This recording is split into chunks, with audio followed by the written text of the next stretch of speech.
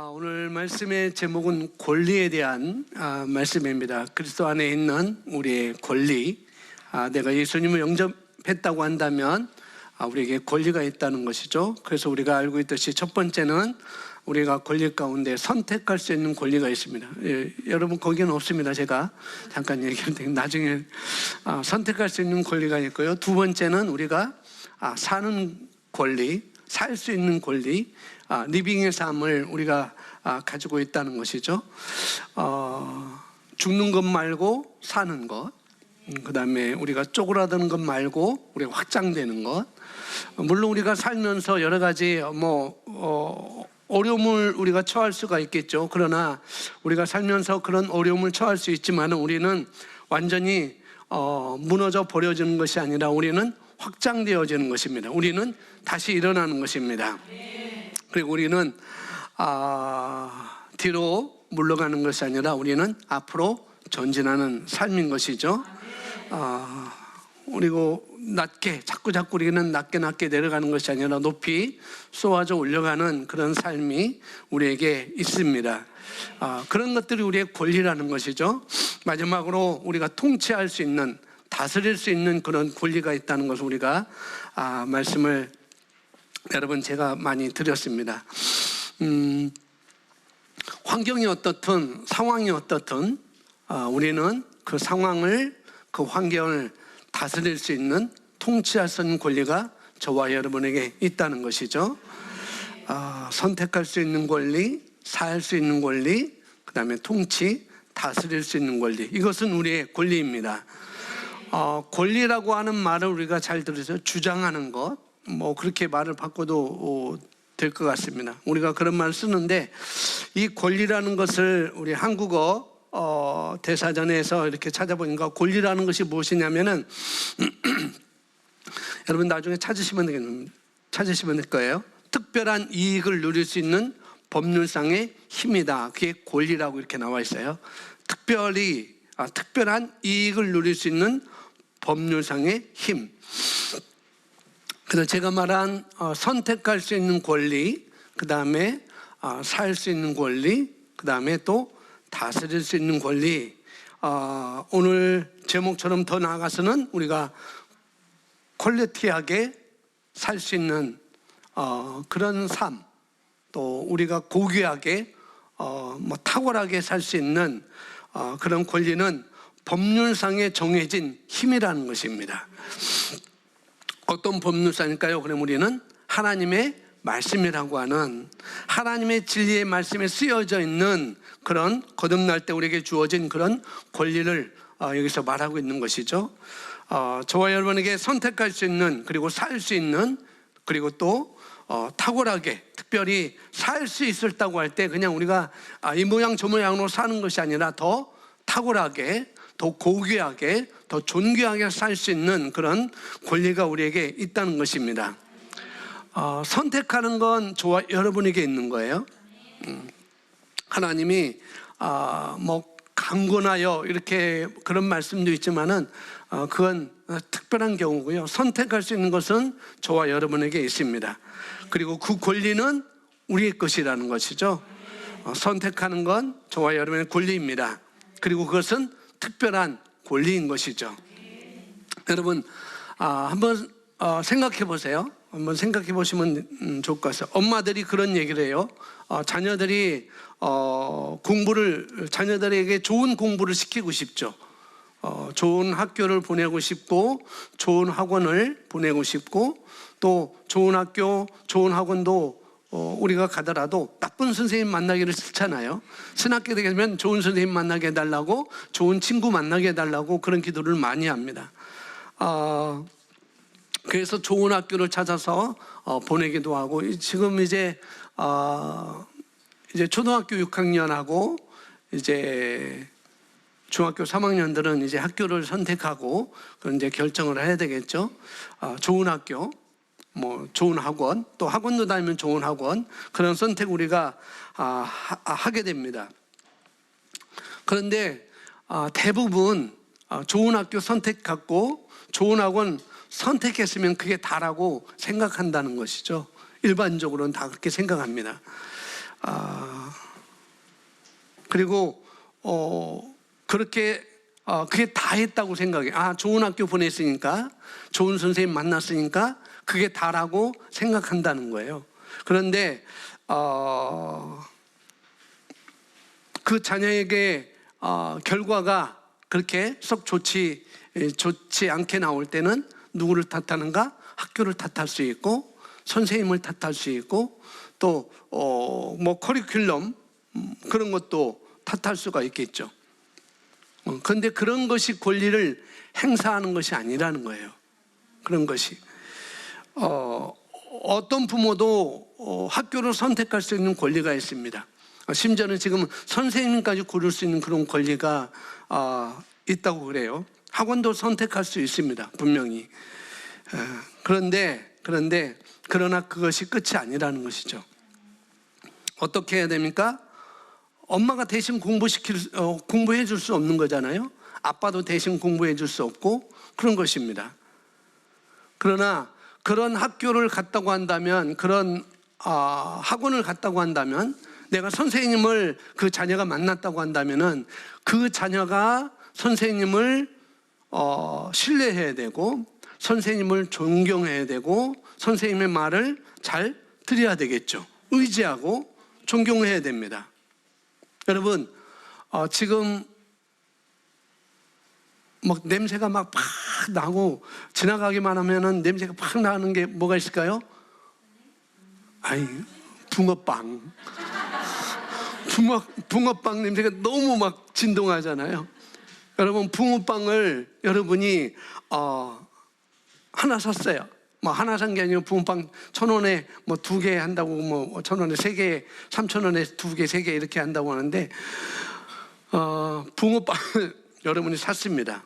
그리고 붕어빵을 여러분이 물고 있어요. 그러나 물고만 있으면 소용이 없습니다. 그죠?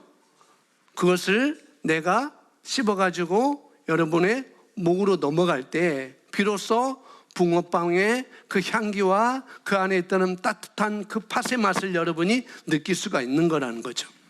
역시 마찬가지입니다. 우리 아이들이 뭐 여러분들이 직장이나 또 아이들은 학교가 있죠. 학교를 빠지지 않고 갔다고 해도 늦지 않고 가요. 뭐 늘 1등으로 도장 찍어요. 또 그럴 수도 있고, 또 늦게 갈 수 있고, 하루도 빼먹지 않고 학원을 출석한다고 해서 공부가 되는 게 아니라는 거죠.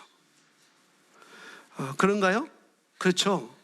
여러분, 그랬으면 여기 계신 분들 다 서울대 다 스카이대 다 나오고 지금 뭐 카이스트 가든지 뭐 어디 뭐 나사를 가든지 다 그랬을 것입니다. 근데 그런 것이 아니라는 거예요. 하루도 빼먹지 않고 학원을 출석한다고 해서 공부가 되는 게 아니라는 거죠. 교회는 어떻습니까? 그러면 예배는 어떨까요? 우리가 한번 이런 것들을 생각해 봐야 됩니다. 한동안 코비드-19 이것으로 인하여서 한국이, 전 세계가, 그것도 가장 타격을 입은 것이 한국 교회였습니다. 외국 교회는 뭐 그렇게 타격이 안 입었어요. 한국 교회가 그렇게 타격을 입었습니다. 뭐 확진자 1,000명, 확진자 2,000명, 3,000명, 4,000명까지 올라가도 유독이 오로지 교회에서만 확진 나왔으면은 대서특필해가지고 언론에서 다 떠들어냈습니다. 오로지 교회에서만 2,000명 지금도 확진되고 3,000명 확진자가 이렇게 늘어나도 어디도 확진자가 나오면 그걸 대서특필하지 않습니다. 오로지 교회만. 그래서 우리가 한동안은 이 예배당에 와서 예배를 드릴 수 없는 상황이 됐죠. 최소한의 인원만, 방송팀만, 찬양팀만 와서 예배를 드린 경우도 있습니다. 그래서 온라인상에서 우리가 예배를 드리게 됐죠. 그런데 대부분 한국교회 성도들이 자기 본연의 교회가 있음에도 불구하고 온라인 예배를 드리다 보니까 어떤 현상이 일어나냐면은 유명한 목사님 교회 설교를 많이 듣게 된다는 거죠. 그 구독수가 굉장히 많이 올라갔다고 합니다. 본인 교회가, 물론 본인 교회 성도일 수도 있지만은 그렇지 않은 다른 교회 성도들이 유명한 목사님들의 그런 선교를 들으러 갔던 곳도 있습니다. 물론 그것이 잘못된 건 아니죠. 개교회 목사님들이 말씀을 정확하게 말씀을 제대로 전했다고 한다면 그러지는 않겠죠. 그래서 이제는 온라인으로 원하는 교회를 찾아갈 수 있는 그런 상황이 되었습니다. 그건 누가 막지도 못해요. 누가 막지도 못해요. 목사님 막지도, 개교회 목사님이 막지도 못합니다. 그런 선택할 수 있는 권리, 그런 쪽으로도 권리가 있다는 것이죠. 그래서 본인이 몸담고 있는 교회를 가기도 해도 되고 안 가도 되는 것이죠. 그리고 본인이 원하는 교회를 찾아가고, 그리고 신앙생활이라고 해서 예배 참석하고 또 헌금 생활을 합니다. 셀에도 참석합니다. 예를 들어 드리는 거예요. 예를 그걸로 끝난 건가요? 그러면 범사가 잘 되고 항상 기뻐할 수 있고 형통합니까? 내가 뭐 교회만 나가면은, 내가 헌금 생활만 하면은 그럼 얼마나 좋겠어요? 근데 그렇지 않다는 것이죠.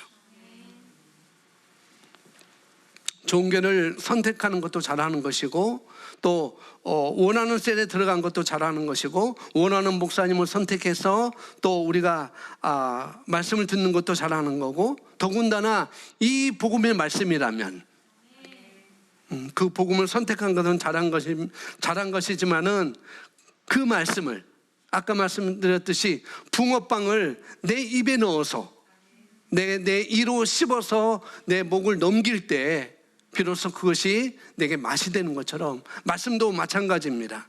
말씀을 내가 읊조려서, 말씀을 내가 묵상하여서 그 말씀과 하나가 될 때, 그 말씀과 내가 믿음으로 화합이 될 때 비로소 그 삶을 나타낼 수가 있는 것이죠. 헌금을 했다고 해서, 예배 한 번도 빠지지 않았다고 해서, 셀에서 늘 셀 리더, 셀장 옆에서 늘 말씀을 경청했다고 해서 결과가 일어나지 않습니다. 우리에게 뭐가 있다고요? 선택할 수 있는 권리가 있습니다. 말씀 속에 속한 선택할 수 있는 권리. 두 번째는요, 살 수 있는, 사는 권리가 우리에게 있습니다. 어떻게 됐는가? 살고자 해야 됩니다. 뭐 해야 된다고요? 살고자 해야 돼요. 여러분이 몸이 아파서 병원에 찾아간 게 끝이 아니에요. 그죠? 병원만 찾아가면 뭐합니까? 의사 선생님을 선택해서 내가 진찰을 받고 약을 처방받고 어떻게 해요? 처방받아서 또 끝나는 것도 아니에요. 그 약을 내가 꾸준하게 복용을 해야 언제까지? 나을 때까지. 예를 들어서 병원에 가서 다 해결되는 거 아니에요. 처방전을 내가 받아서 어떻게? 약국에 가서 그 약을 내가 받아오야 되고, 받아오고 어떻게 해요? 이렇게 먹어야 되는 거예요. 말씀도 똑같습니다. 우리에게 권리가 있다는 것, 선택할 수 있는 권리가 있다는 것, 또 살 수 있는 권리가 있다는 것, 내 상황과 환경을 다스릴 수 있는 권리가 있다는 것, 이것을 우리가 가져가야 되겠죠. 이건 하루아침에 되지 않을 거예요. 분명히 내가 약을 나을 때까지 먹는 것처럼. 제가 기침이 있지만 오늘 또 계속 차 타고 오면서 그래서 제가 하도 옆에서 뭐라고 해가지고요, 제가 기도를 하는데, 이게 제가 기도를 하는데 점점 나아지고 있습니다. 그런데 기침은 나와요. 그럼에도 불구하고 저는 계속 선포합니다. 내 기침은 멎었습니다. 내 기침은 멎었습니다. 나는 기침을 안 할 것입니다. 그럼에도 불구하고 계속해요. 계속 나와요. 근데 계속 나온다고 해서 제가 끝날까요? 아니에요. 나을 때까지 하는 것입니다. 아멘. 나을 때까지 약을 내가 먹는 것처럼 이 고백도 내가 여러분이 원하는 그것을 위해서 고백하는 것도 될 때까지, 믿음이 마음에 딱 오기까지 예, 그때 그게 딱 오면 끝나는 거예요.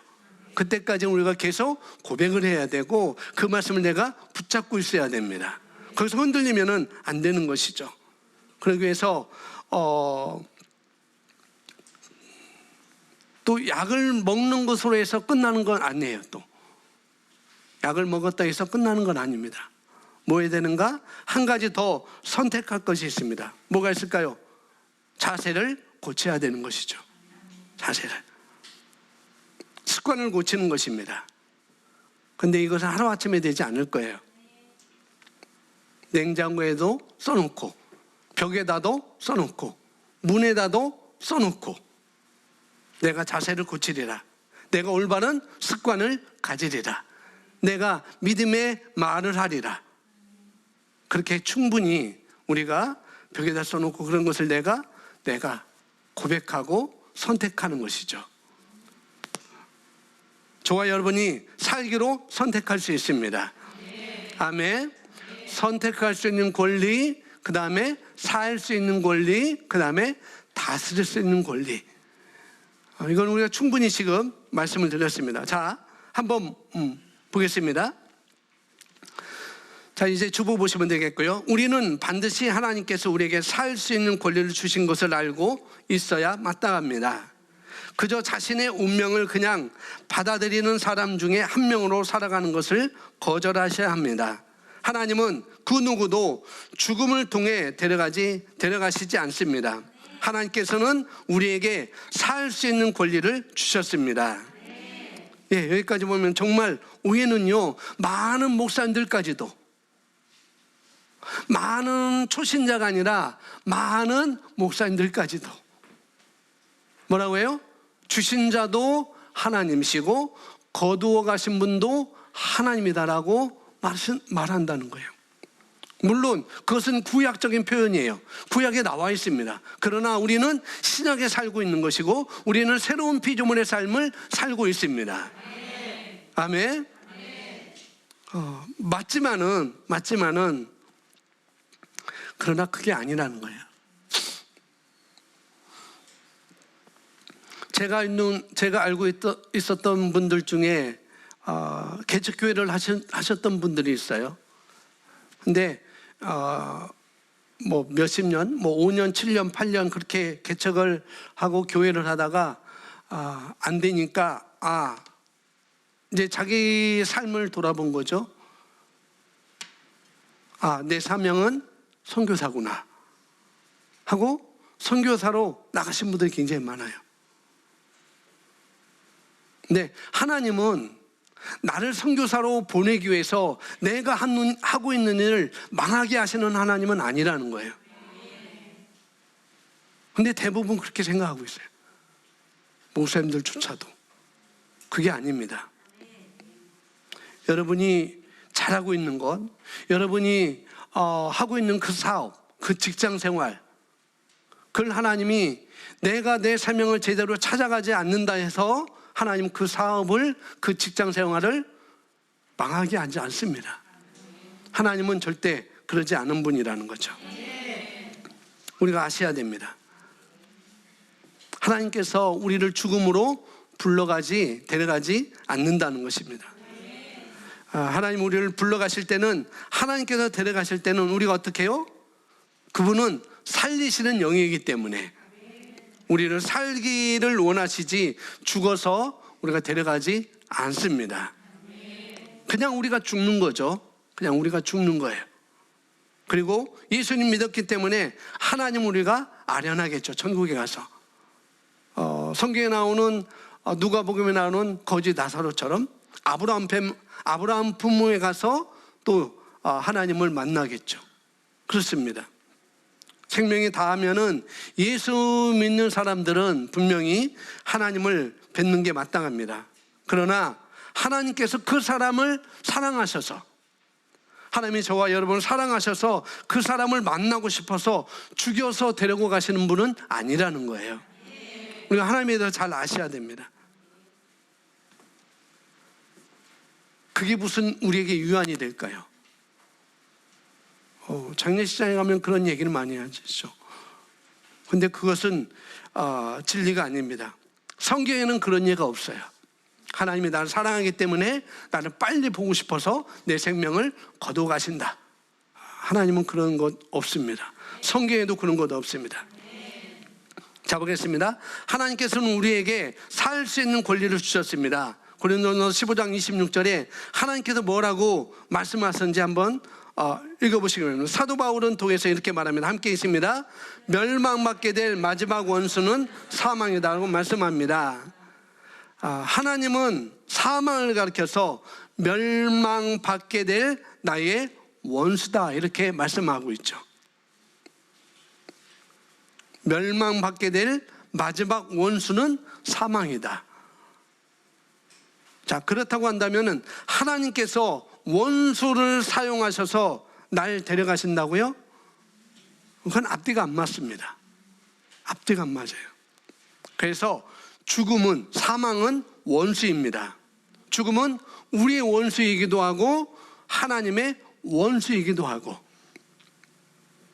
죽음은 이미 패배당했지만 끝에는 멸망될 것입니다. 완전히 없어질 거라는 거죠. 하나님께서는 죽음을 원수라고 부르신다는 의미는 사람들을 죽음을 통해서 빼앗아가는 장본인이 하나님이 아니라는 뜻입니다.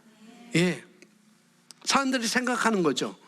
내가 잘못해서 하나님께서 내 목숨을 내게 벌 주셨다.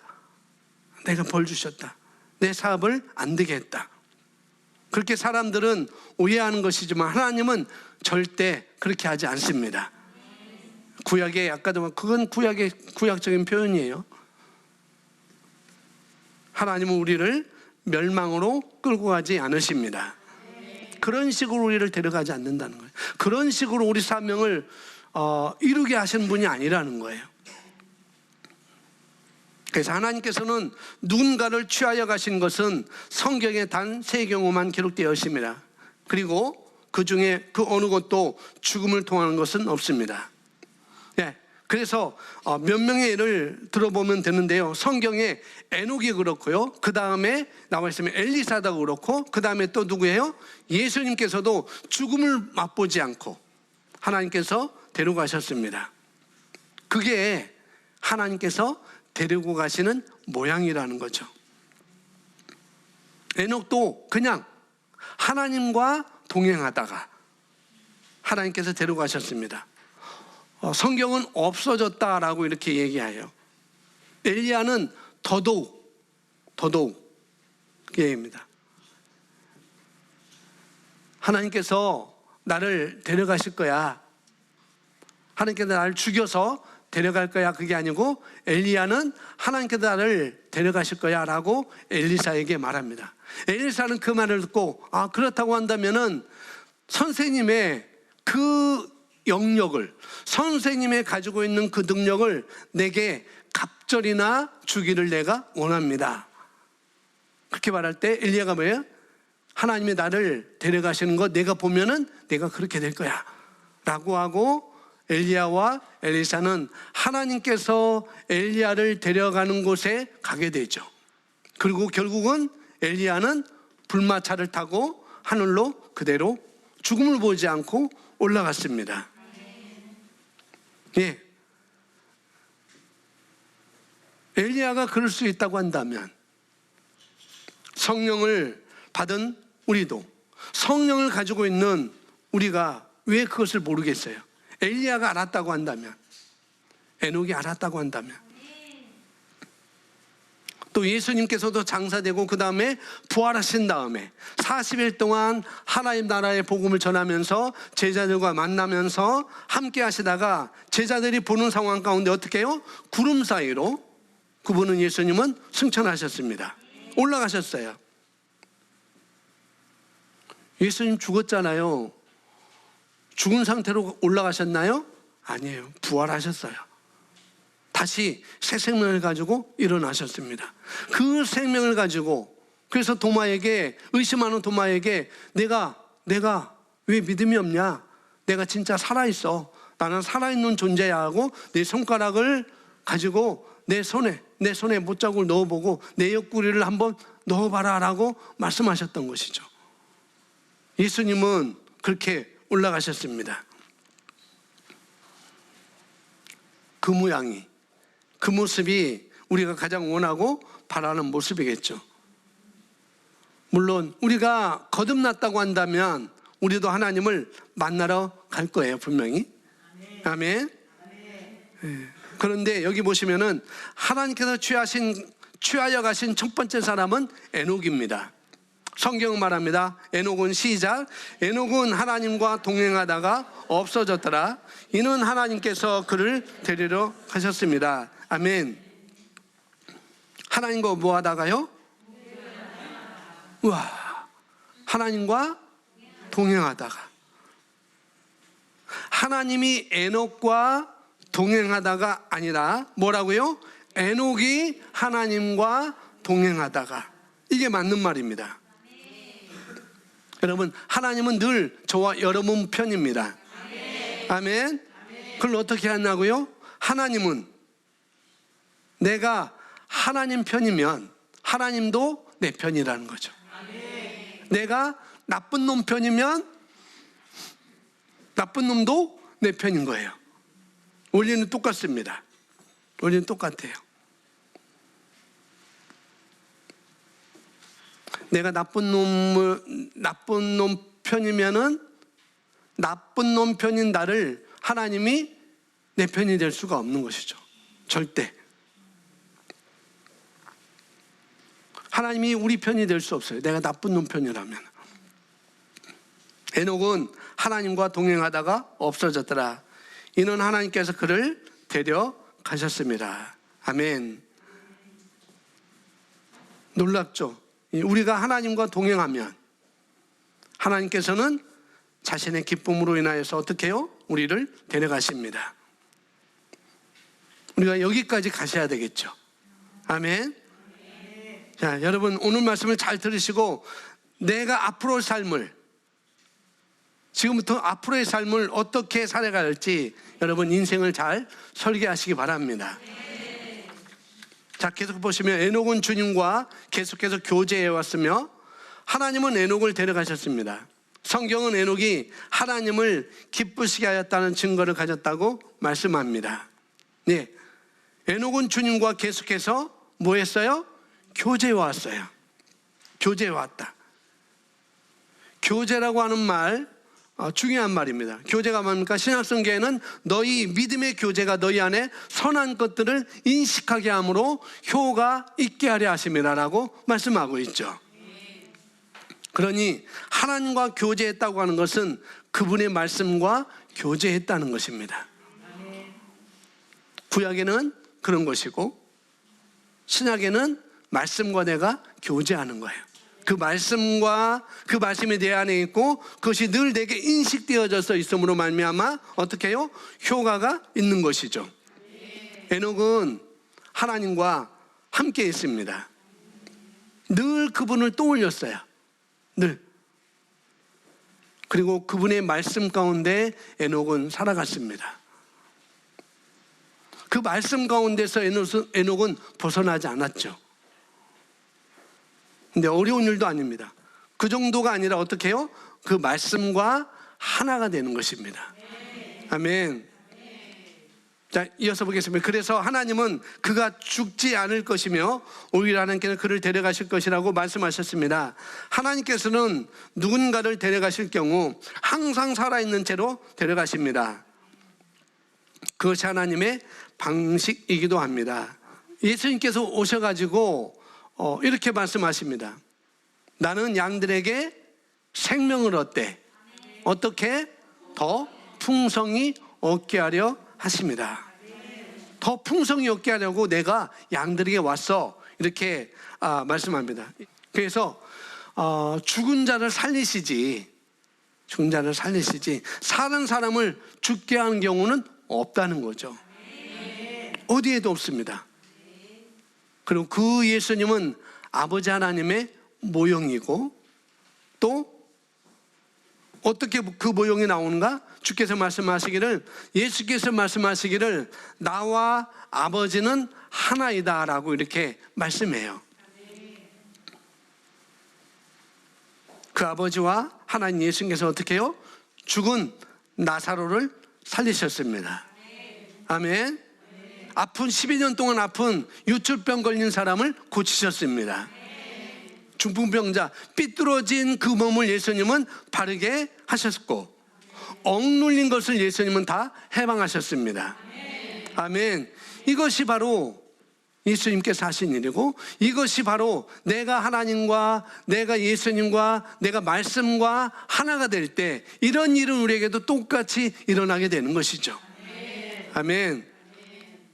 그래서 항상 살아있는 채로 데려가십니다. 그것이 하나님의 방식이기 때문입니다. 이것은 진리입니다. 뿐만 아니라 하나님께서는 언제 우리 자신을 데려가실지에 대한 내부 정보, 즉 직관적 지식을 우리에게 주십니다. 그러므로 에녹은 옮기기 전에 알았고 그것은 하나님을 기쁘시게 하는 증거를 가졌기 때문이었습니다. 여기 보면은 내부 정보라고 했습니다. 내부 직관적 지식, 인사이드 인포메이션, 다른 말로 내적 음성이죠. 그 내적 음성을 통해서 우리가 알 수가 있다는 거예요.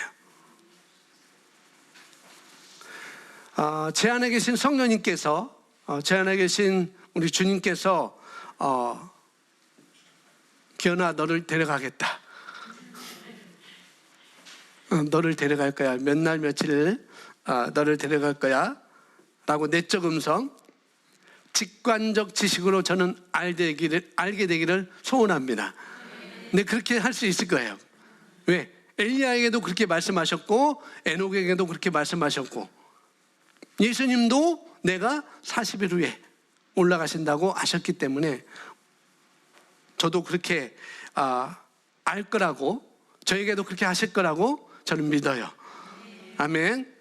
뭐 같이 갈지 모르겠지만은, 제가 먼저 갈지 모르겠지만은, 말씀과 하나가 되면 내 안에 있는 말씀이 내게 직관적으로 분명히 말씀하실 것입니다.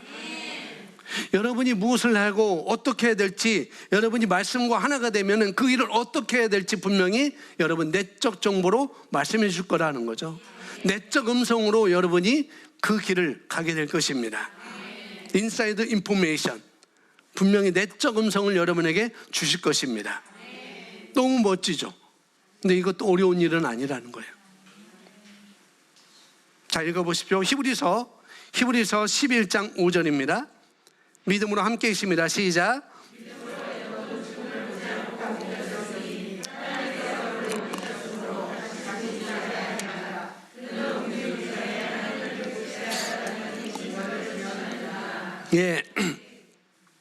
에녹에 대한 이야기가 창세기 5장에 나오고 있어요. 창세기 5장 21절부터 24절까지 이 부분에 대해서 나오고 있습니다. 하나님과 동행하다 없어졌다고, 하나님께서 그를 데려가셨다고 창세기는 이야기하고 있어요. 자, 이 이야기를 창세기 5장 21절 24절에 나와 있는 이 이야기를 여기 히브리서 저자는 이렇게 말합니다. 첫 번째 뭐라고 나왔습니까? 뭐로요? 믿음으로. 여기다가 빨간 거로 동그라미 쓰든지 별표 5개 하세요. 오성장군. 자, 일단 믿음으로라는 것은 제껴두고 뒤에 보고 보면은 에녹은 죽음을 보지 않고 옮겨졌다고 얘기합니다. 옮겨진 거예요. 데려가신 게 옮겨진 것입니다. 명확하게 말씀하고 있죠. 죽음을 보지 않고 옮겨졌어, 이렇게 말씀합니다. 하나님께서 그를 옮기셨으므로 다시 사람들을 볼 수 없었다라고 얘기합니다. 그런데 놀라운 힌트를 여기 하나 주고 있습니다. 이렇게 말합니다. 하나님께서 그를 옮기기 전에 하나님을 기쁘시게 하였다는 이 증거를 지녔느니라. 이 증거, 하나님을 기쁘시게 하는 이 증거, 여기에 비밀이 있습니다. 오늘 저와 여러분이 하나님을 기쁘시게 하는 이 증거가 뭔지 아신다고 한다면 그건 대박입니다. 아멘. 이 코로나 시대에도 대박이에요.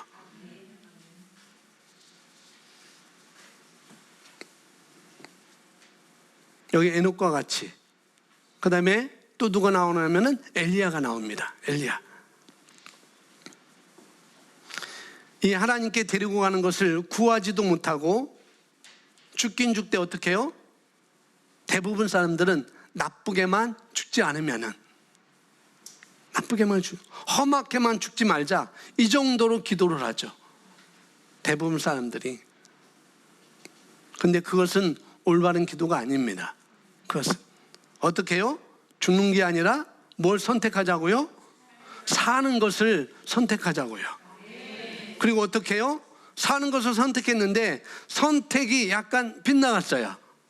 빗나갈 수 있습니다. 그러면은 그 다음 단계는 죽되 온전하게 죽는 것이 우리에게 마땅한 것이죠. 사는 것을 내가 선택했다 할지라도, 약간 빗나갔다 할지라도 어떻게 해요?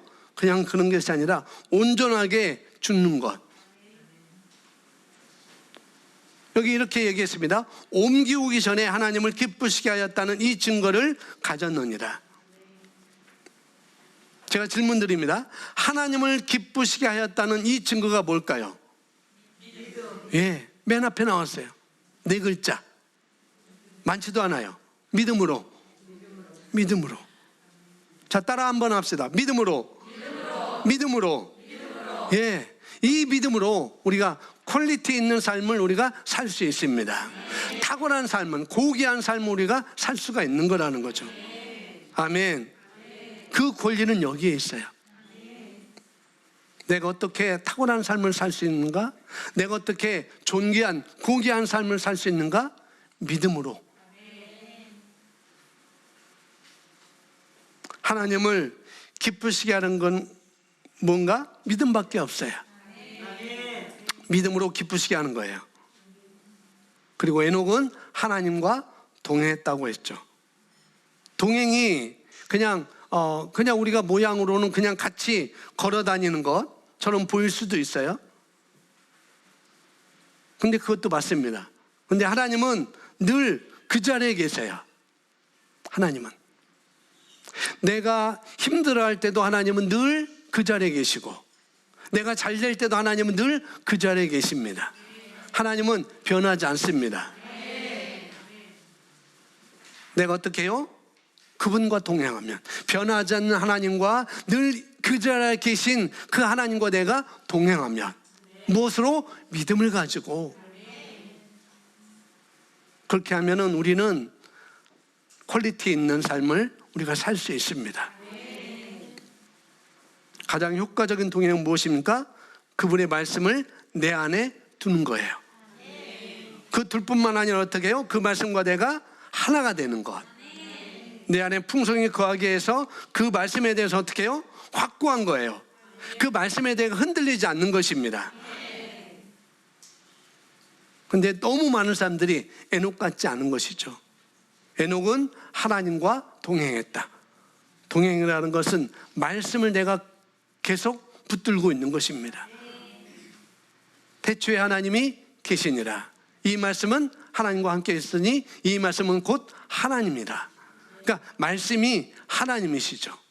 하나님이 말씀이시고. 그러니까 에녹이 하나님과 동행했다는 것은 지금 우리가 신학적으로 표현하면은 말씀과 늘 함께 했다는 것입니다. 어떤 상황이 와도, 어떤 환경이 와도 하나님과 동행하지 않는 사람들이 많이 있습니다. 그것은 바로 믿지 않는 거라는 거죠. 믿음을 지키지 않는 거예요.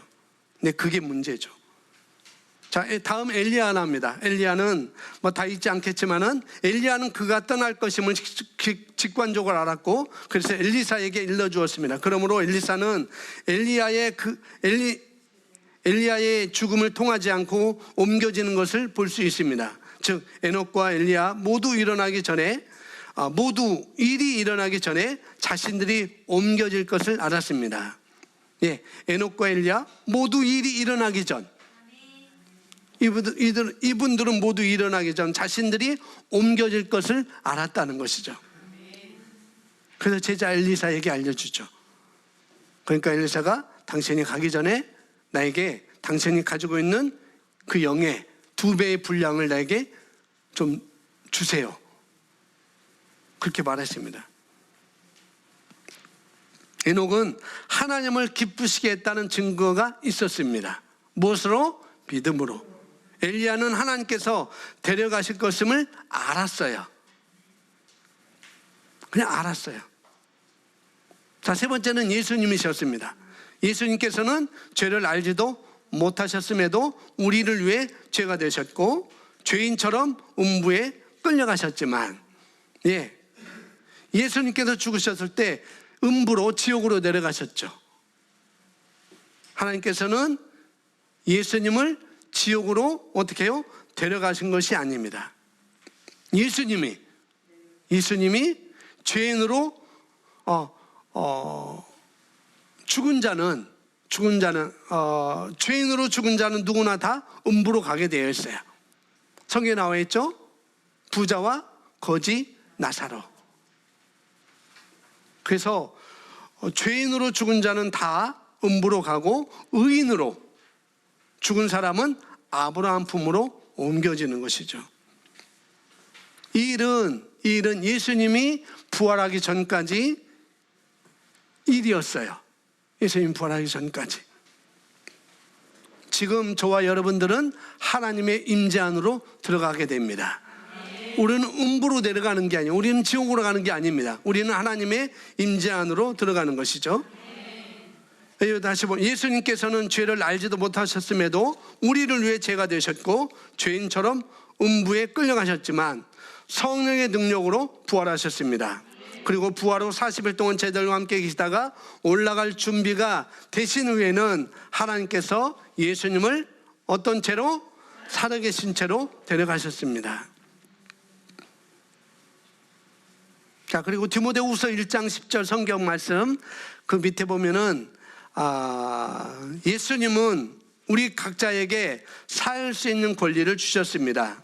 거듭나지 않은 사람은 암에 걸려 3개월만 살 수 있다고 의사에게 말을 들었기 때문에 암으로 죽을 수 있을 것입니다. 그는 인생이 끝났다고 생각합니다. 그리고 아무런 선택도 할 권리가 없습니다. 그저 그에게 전해진 그 모든 것을 받아들일 뿐입니다. 그는 선택할 권리가 없기 때문에 자신의 생명과 모든 것을 잃을 수 있습니다. 그러나 거듭난 사람은 전혀 다릅니다.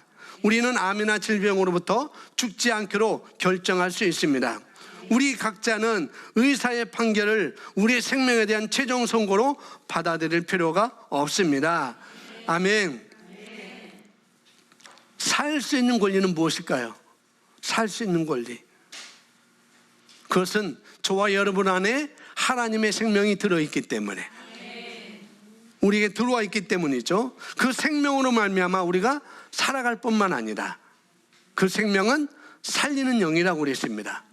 요한복음 6장 63절에 살리는 것은 영이니 육은 무익하니라. 내가 너에게 이른 말이 영이요 생명이라 말씀하고 있죠. 하나님의 영은 살리는 영입니다. 그래서 우리가 살기로 선택할 때 우리가 살 수가 있다는 거예요. 의사 선생님이 이렇게 최종 선고를 올렸다 할지라도 내렸다 할지라도 우리는 어떻게 해요? 살 수 있는 권리가 있습니다. 어떤 상황 앞에서도 어떤 문제 앞에서도 내가 이 문제를 해결하리라, 내가 이 문제를 해결하라 마음만 먹으면 그렇게 되는 것입니다. 아멘.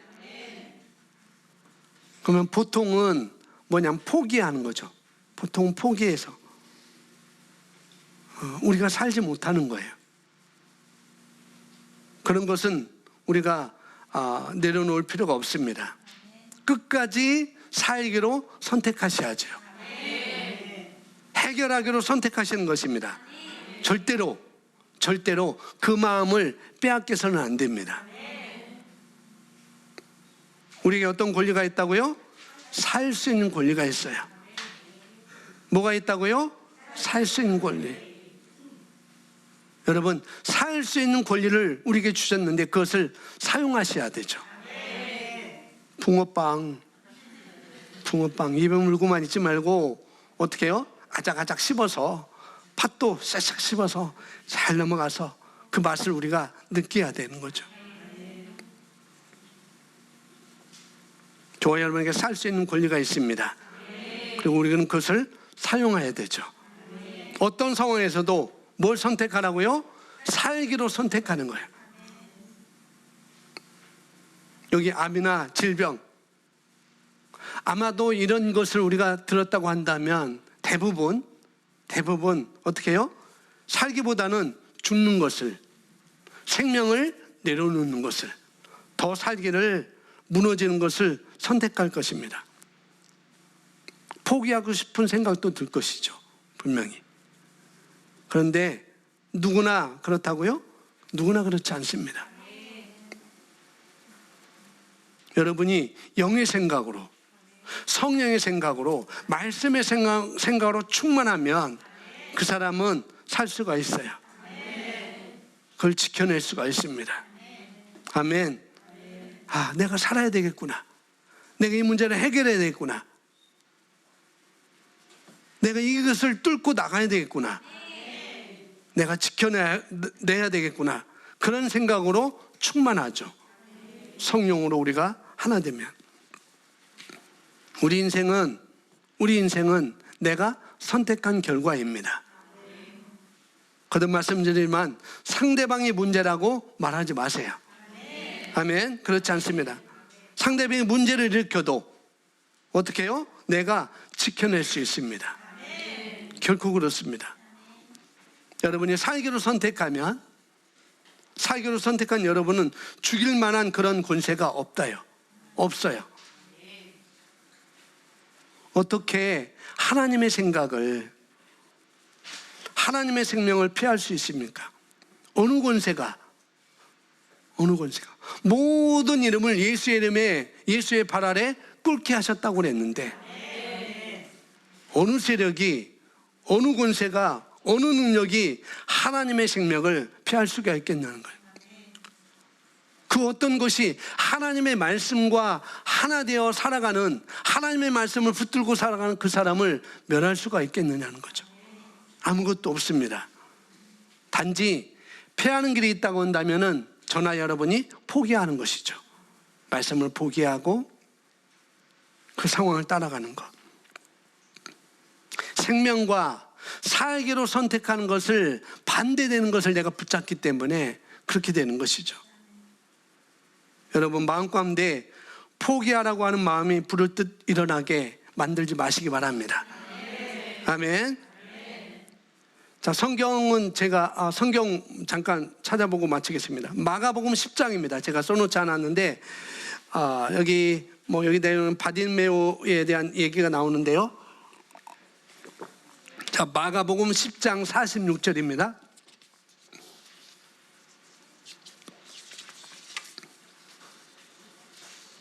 마가복음 10장 46절부터 51절 말씀이 뭐라고 되어 있냐면은 앞을 못 보는 소경이 있습니다. 근데 이름은 바디메오고 그 동네에 유명한 사람이에요. 바디메오는 그 동네에 아주 유명한 사람입니다. 무엇으로 유명할까요? 거지로 유명한 사람. 거지로.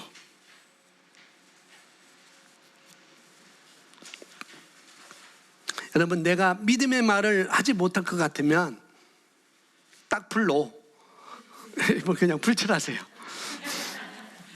여기 보세요. 여기. 자, 46절 제가 읽어드리겠습니다. 여러분 보시면 되겠습니다. 그들이 여리고에 이르렀더니, 그들은 누굴까요? 예수님과 제자들이라고 나오죠. 예수께서 제자들과 허다한 무리와 함께 여리고에서 나가실 때에 다메오의 아들 맹인 거지 바디메오가 길가에 앉았다가, 다른 번역표 보면 여기에 구걸하고 있다고 나왔어요. 구걸하다가, 그러니까 거지가 그냥 거기 앉아 있는 게 아니라 구걸하고 있는 것이죠. 눈먼 사람이 앉아 있다가 구걸하고 있어요. 그리고 어떻게 세상이 돌아가는지 잘 모르고 있습니다. 그런데 47절에 보면 나사렛 예수시란 말을 듣고 소리질러 이르되, 뭘 질렀어요? 소리를 질렀어요. 여러분, 소리는 언제 질러요? 화날 때 질르죠. 그렇죠? 화날 때 질러요. 그런가요? 대부분 그래요. 저도 그랬습니다. 근데 그것은 좋은 결과를 가져오지 못해요. 감정이 상하게 되고 거리가 멀어지게 하고.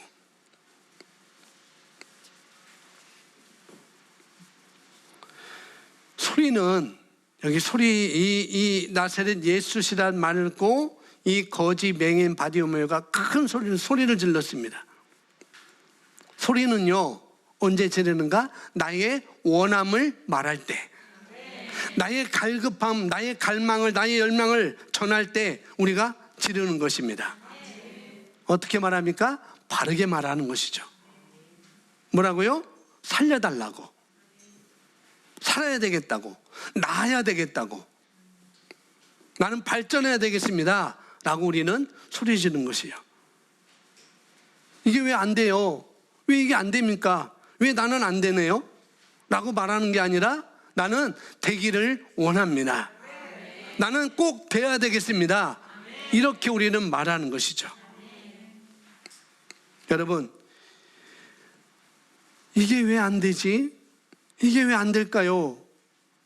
라고 내는 게 아니라 나는 이거 아니면 안 됩니다. 주님, 나는 이거 아니면 안 돼요. 그렇게 얘기하는 것이 합당합니다. 그게 살 수 있는 권리를 내가 말하는 거예요. 여기 바디메오를 보세요. 소리를 지르기 시작했습니다. 뭐라고요? 다윗의 자손 예수여, 나를 불쌍히 여기소서. 나를 긍휼히 여겨주세요. 나를 불쌍히 여겨주세요. 이렇게 얘기했어요. 그냥 이 바디메오가 나를 불쌍히 여겨주세요, 나를 긍휼히 여겨주세요 그렇게 했어요? 아니에요. 소리 질렀습니다. 소리를 지르는 거예요. 잠깐만요, 예수님, 잠깐만요, 저를 도와주세요, 그렇게 말하는 것이죠. 저를 도와주세요 그게 아니고, 예수님 잠깐만요 그게 아니고, 소리를 그렇게 지르는 거예요. 그랬더니 보십시오, 48절, 많은 사람이 꾸짖어 뭐하라? 잠잠하라 하되. 많은 사람이 바디메오에게 말합니다. 뭐라고요? 너 입 다물어. 네가 뭐라고? 예수님 전하는데 시끄럽게 입 닥쳐. 이렇게 말하는 것이죠. 이 바디메오는 지금 살려달라고, 도와달라고 얘기하니까 다른 사람들은 어떻게 해요? 조용히 하라는 거예요. 조용히 해, 입 닥쳐, 그렇게 말하는 거죠. 그런데요, 믿음이 뭔지 보여주는 거예요. 이 바디메오가 입 닥쳐, 조용해, 입을 꼬매버릴라, 그렇게 말하는데도 어떻게 해요? 그가 더욱 크게 소리질러 이르되 다윗의 자손 예수여, 나를 불쌍히 여기소서 하는지라. 여러분, 여러분이 믿음으로 손에 넣었다고 하는 것, 저는 믿음으로 내가 원하는 걸 손에 넣었습니다, 나는 그것을 가졌습니다, 나는 그것이 이루어졌습니다 라고 그런 것이 있다고 한다면 분명히 이런 과정이 있을 것입니다.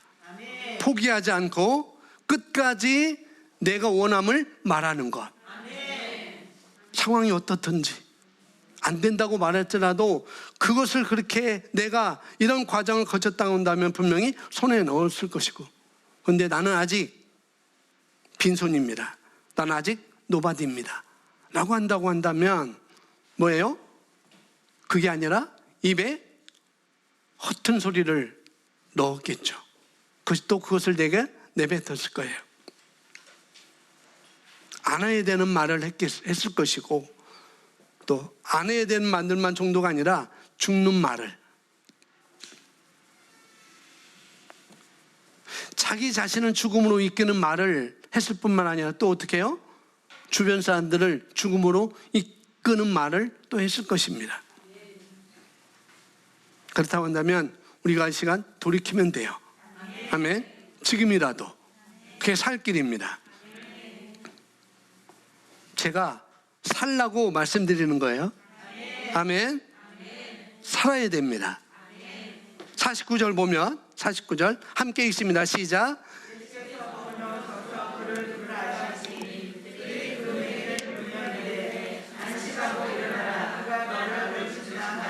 아멘. 그 얘기를 듣고 바디메오가 자기 옷을, 예수께서 머물러서 그를 부르라 하시니 그들이 그 맹인을 부르며 이르되 안심하고 일어나라, 그가, 예수님이 너를 부르신다 하며.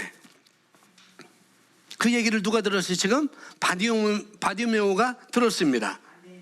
그 얘기를 듣고 바디메오가 자기 옷을 주섬주섬 챙겨서 천천히 느린 걸음으로 물을 마셔가면서 할 것 다 하면서 예수님 앞에 다가가더라.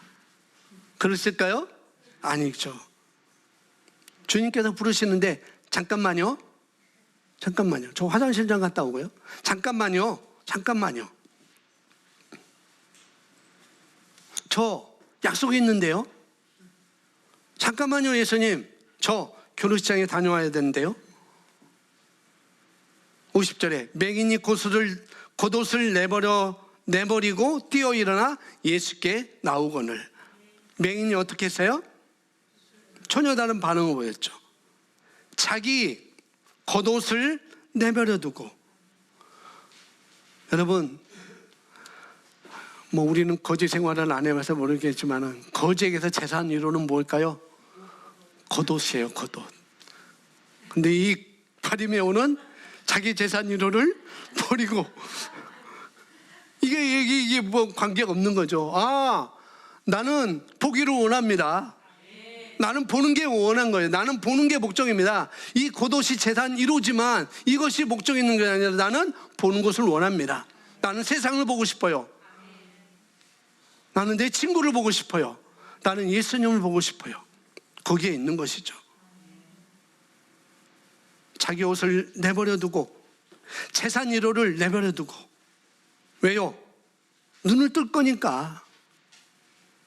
나는 간절히 원하니까. 의심하고 싶지 않으니까 그런 것이죠. 내버려 두고 예수께 나오거늘. 또 물어보십니다. 51절에 예수께서 말씀하여 이르시되 내게 무엇을 하여 주기를 원하느냐? 맹인이 이르되 선생님이여 무엇을 보기를 원하나이다. 예, 내가 너에게 뭘 해줄까? 예수님 물어봤어요. 이거 질문에 예수님이, 질문이 이상하잖아요. 소경이 도와달라고 하면, 거지가 도와달라고 하면은 뭘 할까요? 뭘 줄까요? 돈을 주겠죠. 돈을. 그런데 여기 소경이 도와달라고 하는 것은 돈을 달라는 소리가 아니잖아요. 그죠? 근데 보통은 돈을 달라고 할 거예요, 보통은. 그래서 물어보십니다. 주님께서 긍휼히 여겨 달라고 했으니까 돈을 달라는 얘기인가? 아니에요. 내가 돈을 주랴?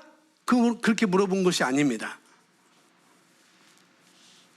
선생님, 내가 시력을 찾기를 원합니다. 예수님, 내가 보기를 원합니다. 예수님, 나를 좀 앞을 보게 해주세요. 내 눈이 뜨기를 원합니다.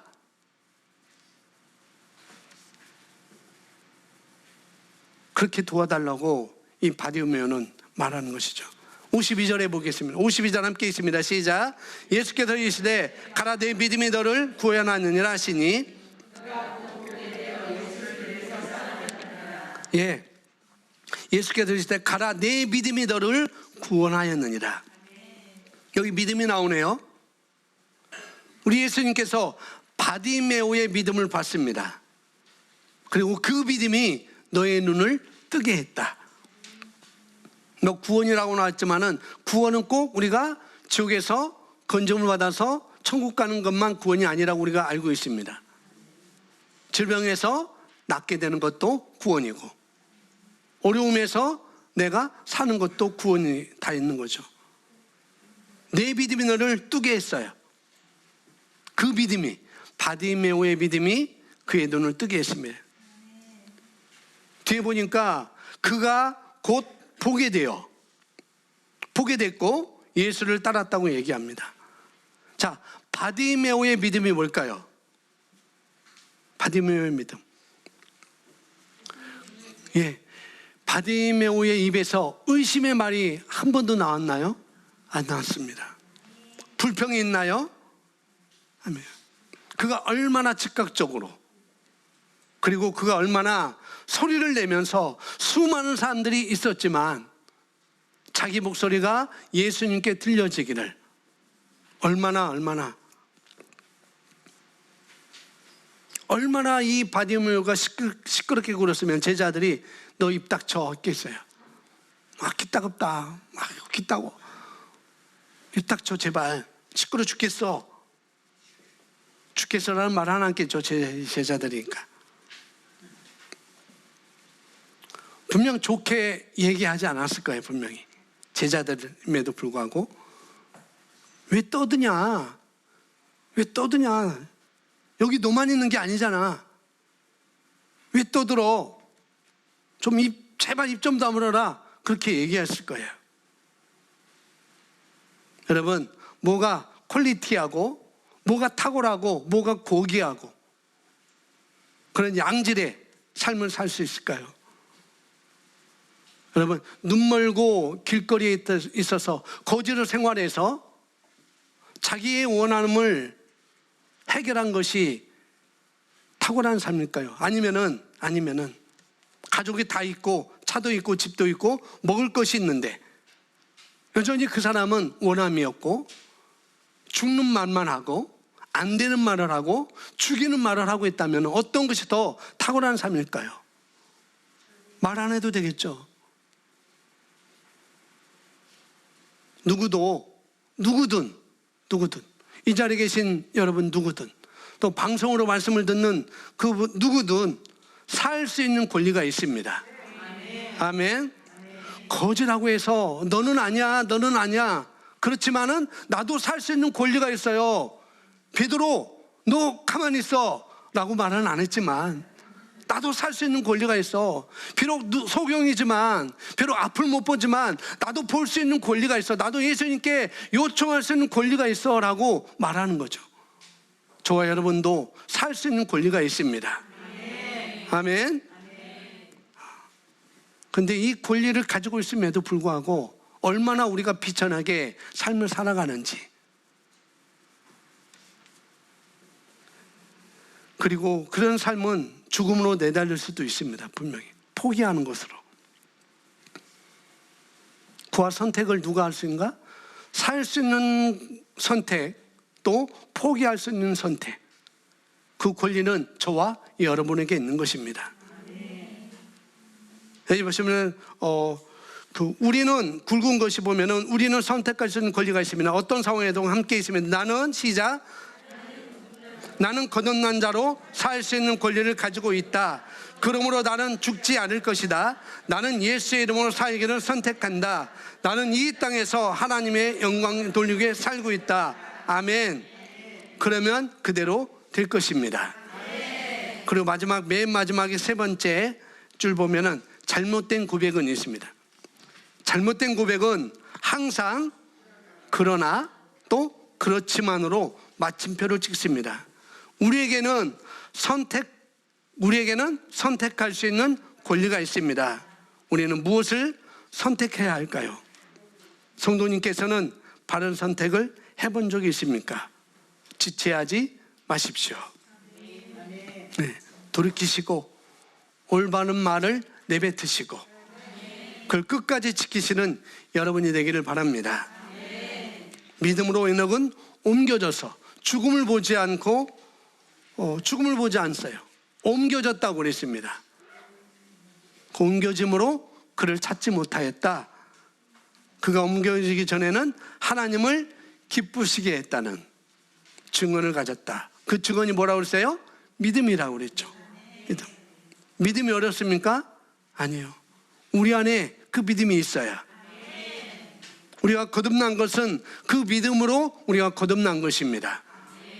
예수님을 영접한 지 오래 안 되었더라도, 또 예수님을 영접한 지 오래되었더라도 우리 안에 다 믿음이 있어야 그 믿음을 선택하고 말씀과 여러분이 화합하고 오래되었든지, 또 그것은 철저하게 우리가 믿음을 선택하고 믿음으로 선택하고 우리가 하나님의 말씀과 화합하는 것은 전적으로 저와 여러분의 선택에 달려 있습니다. 선택할 수 있는 권리, 그 다음에 살 수 있는 권리, 그리고 탁월하게 그렇게 우리가 그 권리를 내가 주장하고 그것을 내가 살아갈 때 우리는 탁월하게 고귀하게 퀄리티 있는 삶을 우리는 살 수가 있습니다. 이것은 우리의 권리입니다. 고백합니다. 나는 살 수 있는 권리가 있습니다. 그것은 나의 권리입니다. 예, 여러분 살 수 있는 권리를 선택하시기 바랍니다. 아멘.